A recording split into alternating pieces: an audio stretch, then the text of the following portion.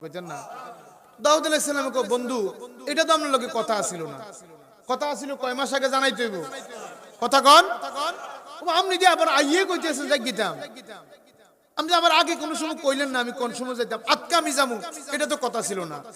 আজরাইল আলাইহিস সালাম ডাক দিয়া কয় নবী দাউদ, আমি তোমারে একবার না তোমার কাছে আমি তিনবার আইসা তোমারে মেসেজ দিয়া গেলাম, তোমারে তিনবার আমি তোমারে বলে গেলাম রে দাউদ সময় নাই সময় নাই, তুমি তাড়াতাড়ি করে মৌতের প্রস্তুতি নিয়ে নাও।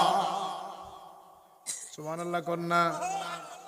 এখন দাউদ আলাইহিস সালাম কয় আজরাইল কখন তুমি আসলা?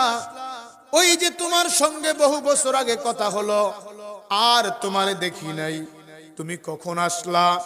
এবার আজরাইল ডাক দিয়া কয় রে নবী, আমি আপনার কাছে জানতে চাই আপনার আজকে যে দাড়িগুলি আছে চুলগুলি আছে এগুলা কালো না সাদা?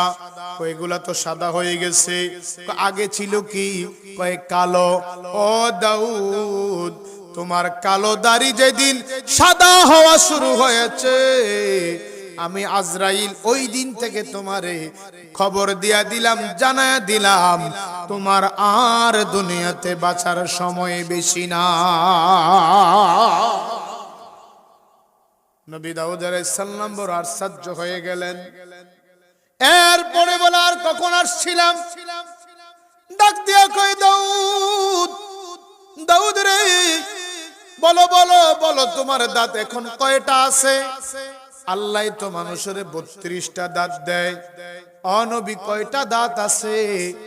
আল্লাহর নবী কয় 2-4টা আছে। কয় বাকিগুলা কই? বয়সের কারণে আস্তে আস্তে দাঁতগুলি পড়ে যায়। আজরাইল ডাক দিয়া কয় দাউদ, দাউদ নবী গো, যেই দিন থেকে তোমার দাঁতগুলি পড়া শুরু হয়ে গেছে ওই দিন থেকে আমি আজরাইল তোমারে মেসেজ দেওয়া শুরু করে দিয়েছি, আর বেশি দিন দুনিয়াতে থাকা যাবে না। কথা কি ঠিক না বেটি? আরো জোরে কন। এ দাউদ, আমি 3বার তোমার কাছে আইছি। কয়বার? একবার যখন কালো চুল সাদা হতেছে আমি আইয়া তোমারে বইলা গেছি। 2 নম্বরে তোমার দাঁত যখন পড়া শুরু হয়েছে বলে গেলাম।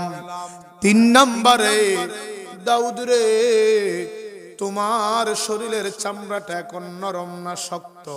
ওই নরম হয়ে গেছে, বয়সের কারণে ভাঁজ পড়ে গেছে। দাউদ রে এইভাবে তো নরম ছিল না, চামড়াগুলা ছিল শক্ত।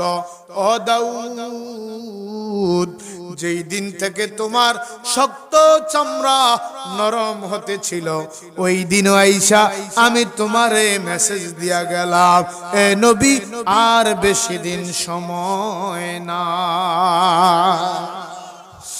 ওরে নিঃশ্বাসের বিশ্বাস কইরা গো আমি বানলাম বাড়িঘর, ওরে কোন দিন জানিয়া আজরাইল আইয়া রে সবই করে পরে, ওরে জীবন গুনাই গুনাই গেল। ঠিক কিনা বলে? ওরে সংসারে সংসার কইরা ববে গো আমি ডাকলাম না মাওলারে, আরে কিভাবে কাটাইব মনরে অন্ধকার কবরে রে, ওরে জীবন গুনাই গুনাই গেল রে। ঠিক কিনা বলেন? ওরে ছেলে মেয়ের মায়ায় পইরা রে আমি ডাকলাম না মাওলা রে,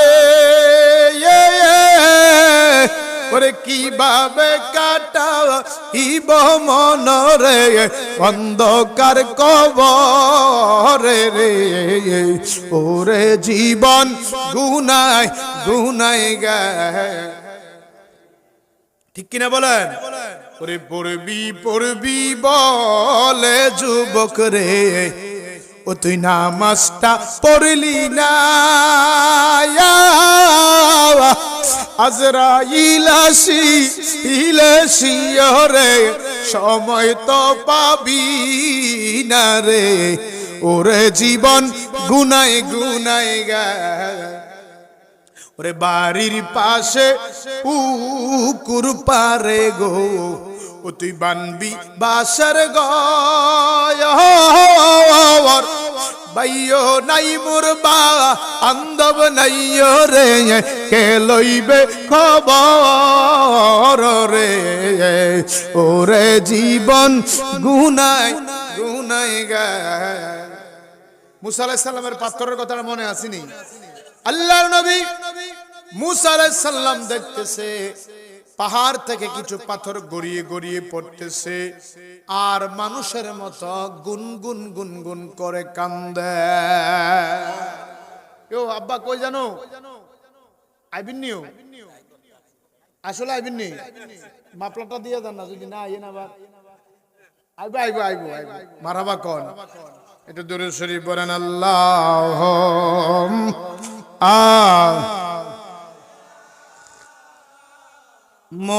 মুহাম্মদ আল্লাহুম্মা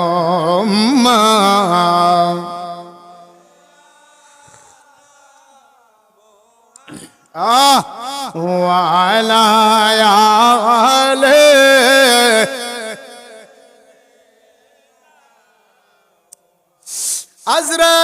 আজরাইল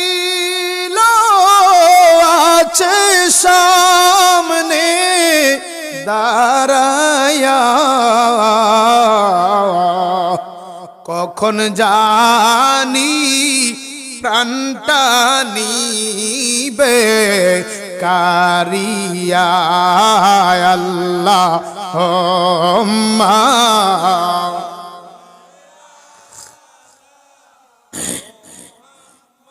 মারহাবা ওয়া আলা সাইয়্যিদিনা। প্রিয় শ্রীরামপুরের মুসলমান, আল্লাহর নবী হযরত মুসা আলাইহিস সালাম দেখেন পাহাড় থেকে গড়ে গড়ে পাথর পড়তেছে, আর পাথরগুলি মানুষের মতো বিনে বিনে কান্দে। আল্লাহর নবী মুসা কালিমুল্লাহ ডাক দিয়া কয়, পাথর রে, ও পাথর, মানুষের মতো কেন কান্না করতেছ? আল্লাহু আকবার বলেন না। পাথর ডাক দিয়া কয়, মুসা রে, এই জন্য কান্না করি, আল্লাহ কোরআনে বলেছেন আল্লাহর জাহান্নামের খাদ্য হবে দুইটা জিনিস। কয়টা? একটা হলো মানুষ, আর একটা হলো পাথর। মুসা রে, ওই জাহান্নামের আগুনের কত লেলিহান শিখা, জাহান্নামের আগুন কত ভয়াবহ। মুসা রে, ওই জাহান্নামের কথা যখন মনে পড়ে গেল, তখন আমরা বিনায়া বিনায়া কাঁদতেছি, কেমনে রে থাকবো ওই জাহান্নামের আগুনের ভিতরে। আল্লাহু আকবার। আল্লাহর নবী মুসা আলাইহিস সালাম বলে, জাহান্নামের আগুনটা কেমন রে? পাথর। পাথর ডাক দিয়া কয়, মুসা তুমি কি শোনো নাই, আল্লাহ পাক যখন হযরতে আদম আলাইহিস সালামকে জান্নাত থেকে দুনিয়াতে পাঠাইলেন, কই পাঠাইলেন? আমরার প্রথম আব্বার নাম কিটা? মাশাআল্লাহ। আমরা আব্বার নাম কিও? আমরা আদি পিতার নাম কি? আদম আলাইহিস সালামকে আল্লাহ দুনিয়াতে বানাইছেন, আজ বেহেশতে বানাইছে। কই বানাইছে?